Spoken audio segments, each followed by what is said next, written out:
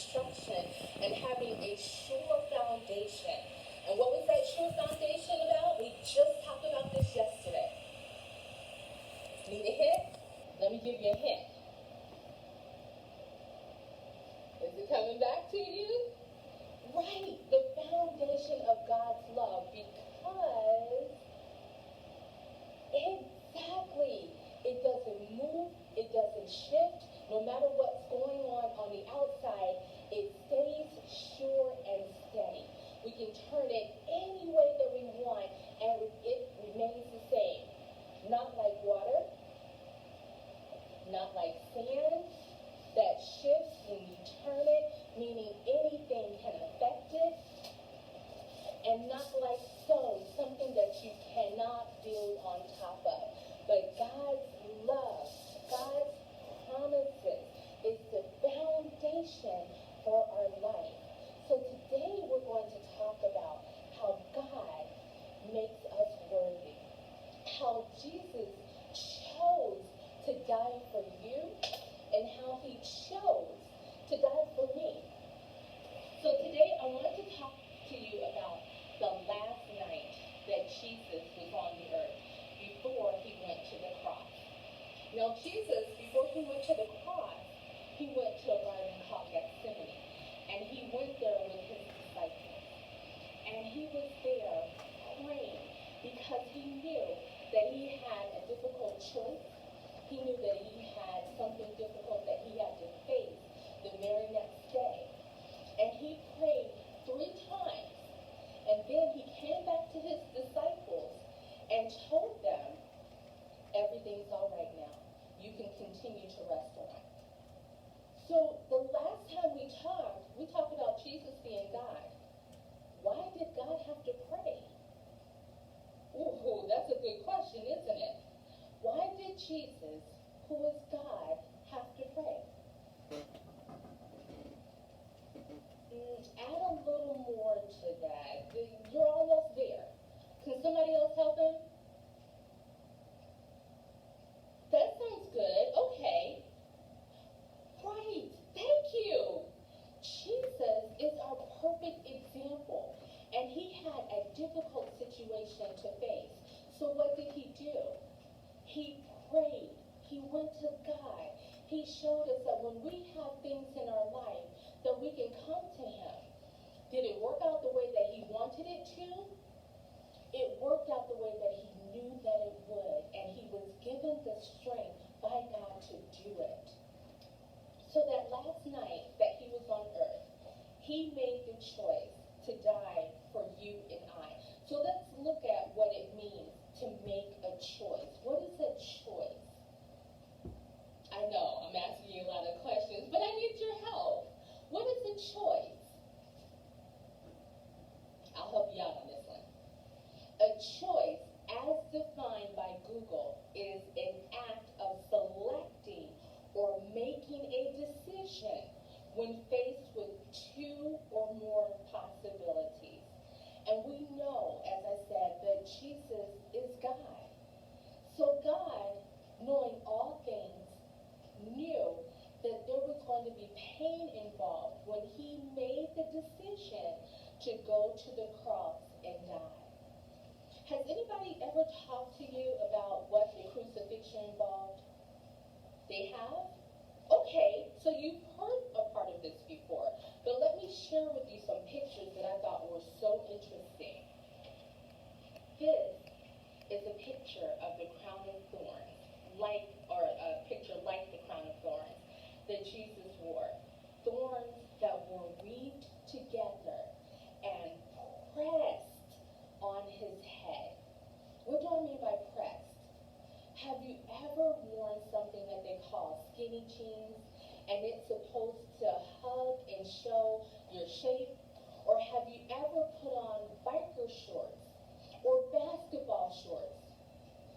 Maybe you put on an exercise outfit with that spandex and it just hugged you while you were doing your exercise and absorbed the sweat from your workout. It wasn't like putting on a t-shirt to go out and do construction in. It wasn't like putting on loose jeans so that you can go out there and bend and pick up rocks and pick up gravel and move bricks. It just hugs your body. Well, with these thorns, it wasn't something that they just loosely put on his head, but they pushed it down. And you see how long these thorns are? They crushed them into his head. And he knew that that was going to be the choice. And he knew that that was going to be the choice that he had to endure. These are the nails. It's a picture of live nails that were used to be hammered, driven, forced into the hands and the feet of Jesus. It wasn't like this. I put my glasses on, I take my glasses off. No skin, no blood, no discomfort to me. I put them on, I take them off at will. But these nails were driven through his skin, through his bone, opening up blood vessels, causing so much discomfort that every time that the hammer made contact with those nails, and understanding that that was going to be a part of the process, he chose to die for you and me.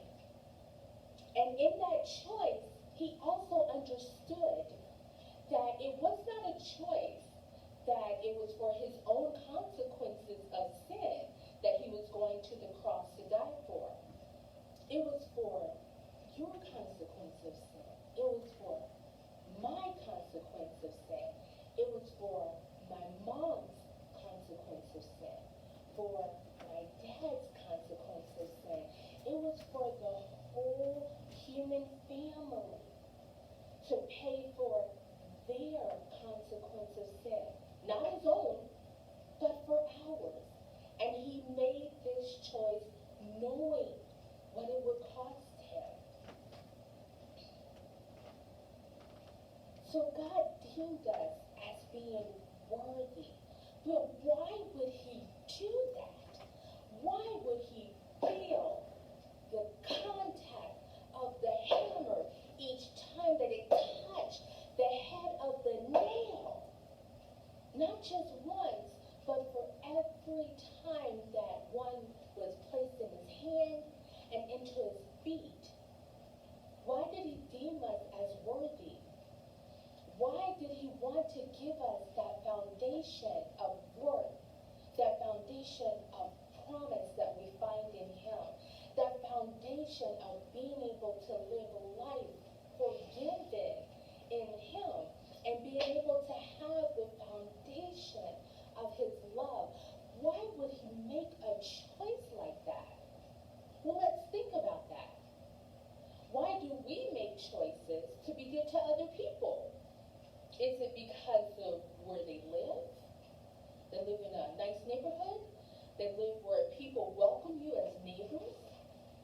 Is it because of who their parents are? Maybe their parents are teachers and we can learn some things from them. That's been very important during COVID-19. Is it because of what we have and what we don't have? Maybe it's because of our health. You're young. Maybe it's because of your strength that you have being young and having the ability to do certain things that maybe your grandma no longer does, or that your grandpa no longer does. Is it because the friends that we keep? Or maybe because we choose to be by ourselves because our friends don't always make good choices, and God sees that? Not quite sure. Maybe it's because we're athletes, we're popular at school, or we're popular in our neighborhood. Maybe because we're popular in our own family. We do a lot of things to help people. Or we're the smart one. Oh, I know. The pastor's son, or the usher's daughter, or maybe the missionary's kid. Oh, we know that missionaries do really good work. Maybe that's why God says that we're worthy, because of what somebody else did. It is none of that. God deemed us worthy because He made us, and He makes us worthy. Not because of who we are, not because of what we can or cannot do, not because of the decisions that we do or don't make. Here is a wonderful mime presentation that was completed by the youth of the church. And it's a song by Morgan, and I want to show that to you right now and let you see what it meant for Jesus to die on the cross, even though we didn't always treat him well, even though others didn't always treat him well, and they didn't recognize him for God who came to save us. Watch that with me right now. Now, so you press down on everything, make sure it's hard. Press it. Make sure it's on there tight. Just like your foundation with God, it's got to be tight. Can't be wiggling because it won't hold up. You can't be thinking you're going to be one way somewhere and be another way when you come to church. God don't want that. So, the first thing we're going to do is try to put one side of the roof on. You may need some help to hold this together because it's kind of hard to do it. So I might have to call in my other contractor. Hello? Wait a minute, I don't think this is turned up all the way. I might have to call a contractor in to help me out. Hello, this is Robin? Yes, how can I help you? I need you to come and help me with this roof for my house because I don't want it to fall in. I need some additional help. I am with you. Okay, I'll be there. 1 second. Thank you so much. That's what God will do for you. When you need help, He'll send somebody here to help you. So don't think you by yourself. You're never alone. God will always send somebody for your help. So I know she got to come across the way, but she should be here soon. Woo, look at you. Hey. Hi there. All right. Okay, I'm trying to say hello to my audience. Oh, hey, I remember you guys. Oh, so you're my sister Deluxe. Cool. All right. So what you got going on here?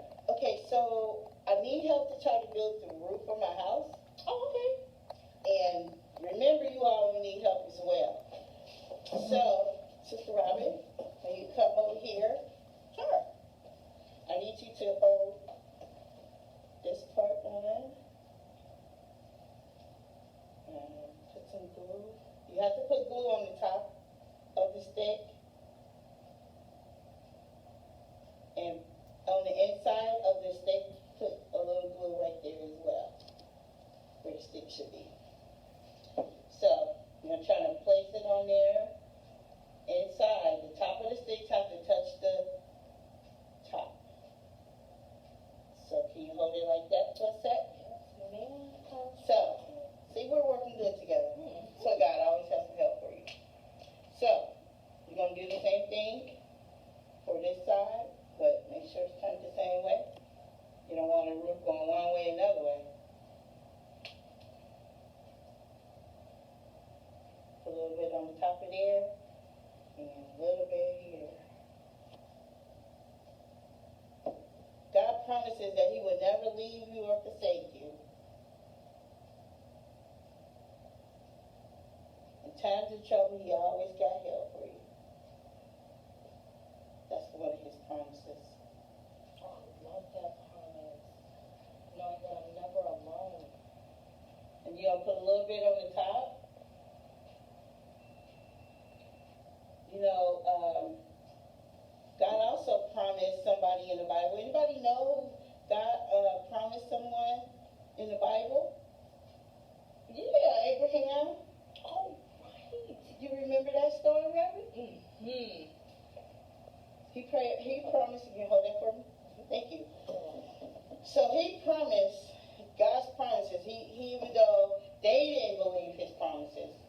Sarah laughed because God told her she was going to have a baby, and she was old, but she laughed about it because she didn't believe it. But God did it. He did it anyway. So I want you to remember that God will never fail in his promises. So now, once Robin holds that together, just, well, this should let it go. Voila. Okay, so this is kind of a quick version. You let it dry, and I kind of went and cheated on y'all, and I made another one. This is the finished product. You can kind of add sticks on the top if you want to kind of hold it a little bit longer or sturdier. Thank you, Deaconess Miller. You are welcome. Call me anytime. So, we did our foundation. And remember, Deaconess Robin talked about the foundation. Who thinks water? Water, is it good or not good? Not good. Right. What about sand? Good or not good? Not good. And these rocks? Not good. Oh, not good. So, remember, a sound foundation with God, you will always have a house. Thank you. Bye-bye. Wasn't that a great video? I love seeing that.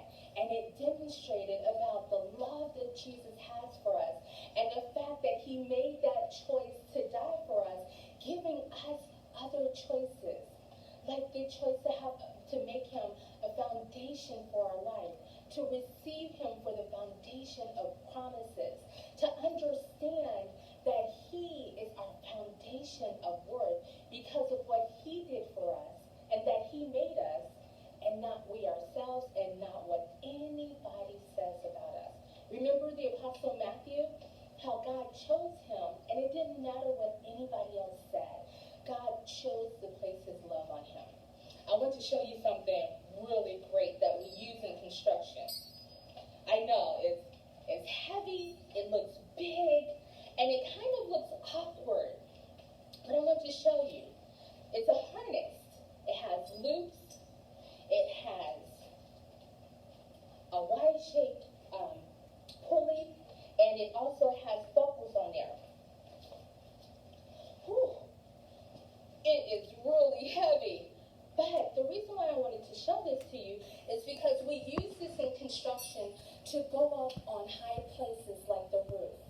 And we put ourselves in this harness, and we make sure that it's over our front, over our back, underneath our legs, and we're all bolted in, and we're connected to something that anchors us so that we are able to be grounded if we're walking on unsure territory.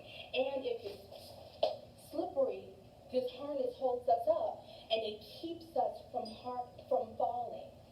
We've been talking about concrete and constructions and having a sure foundation.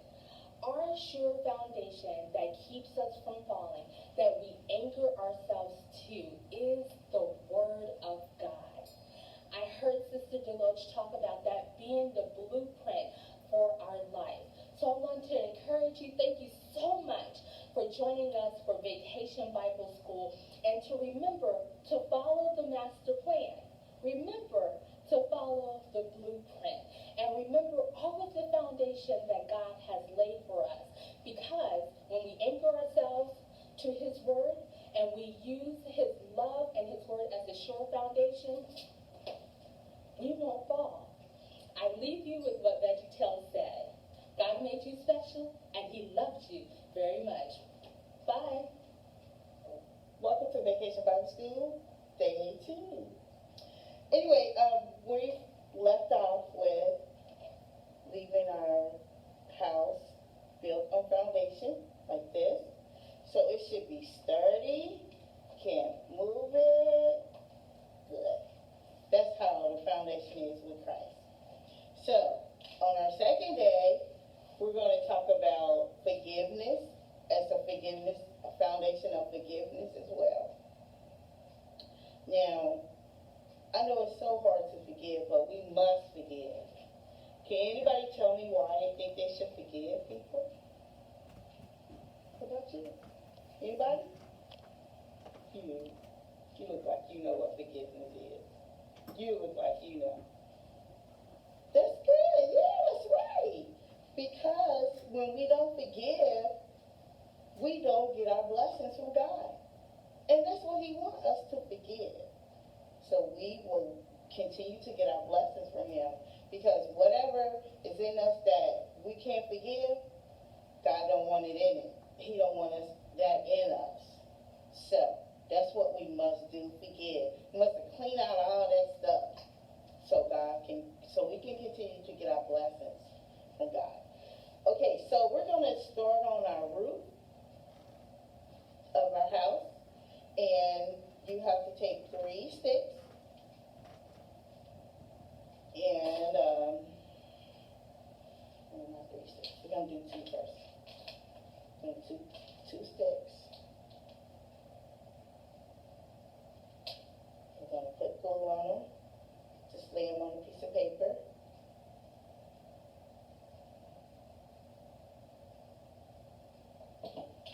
And we're going to take our sticks and just lay them.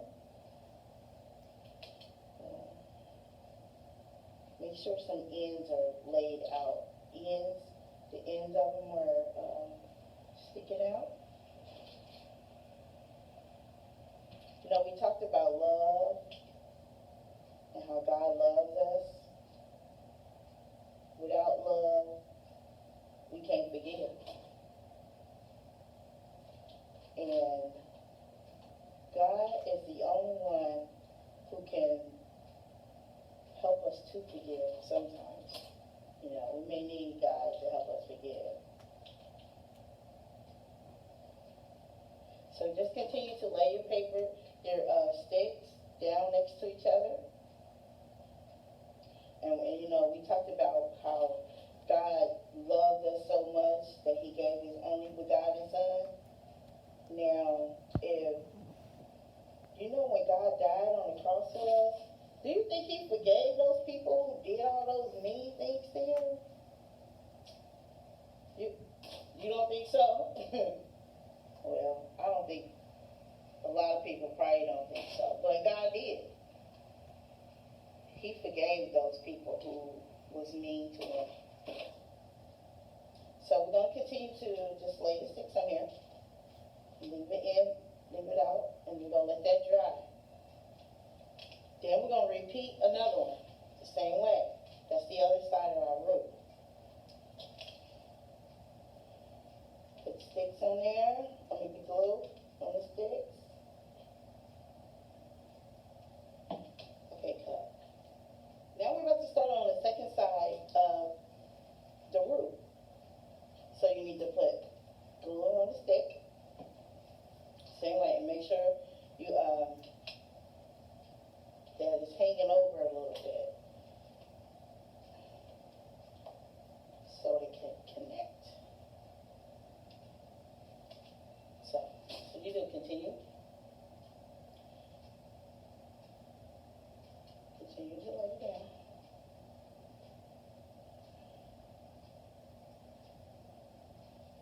You know, when you learn the foundation of God, the foundation of love and promises, forgiveness, life, all those are types of foundations that God wants out of us.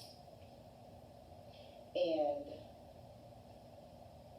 we're going to talk a little bit about promises that God has for us as part of the foundation.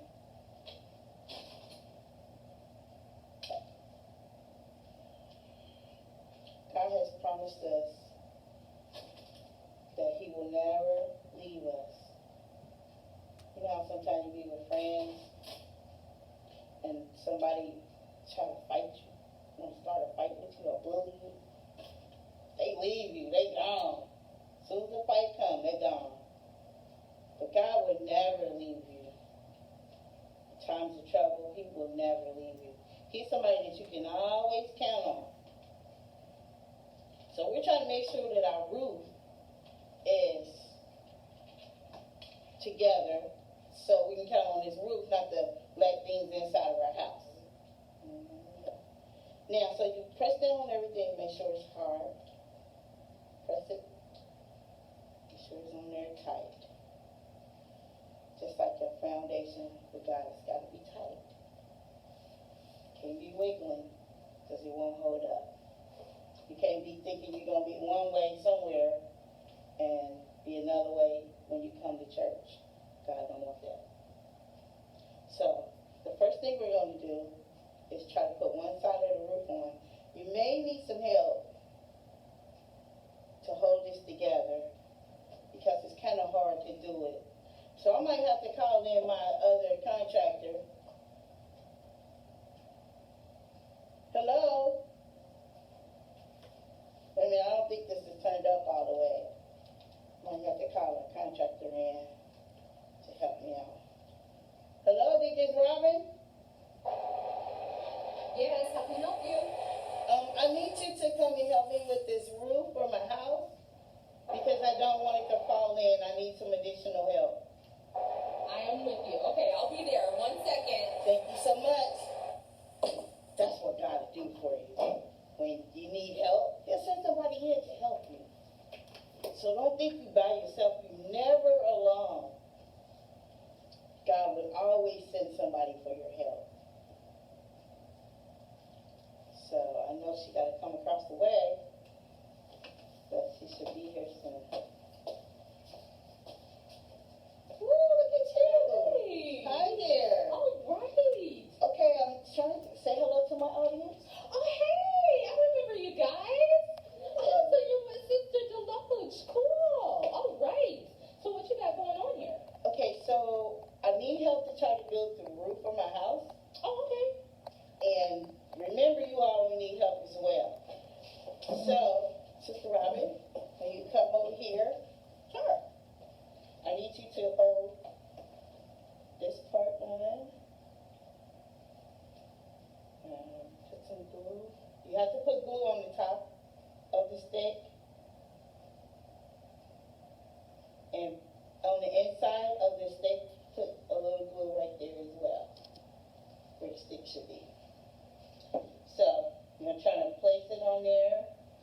Inside, the top of the sticks have to touch the top.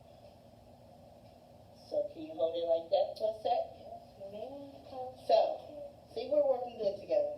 So, God always has some help for you. So, you're going to do the same thing for this side, but make sure it's turned the same way. You don't want the roof going one way or another way. A little bit on the top of there, and a little bit here. God promises that He will never leave you or forsake you. In times of trouble, He always got help for you. That's one of His promises. Oh, I love that promise. Knowing that I'm never alone. And you're going to put a little bit on the top.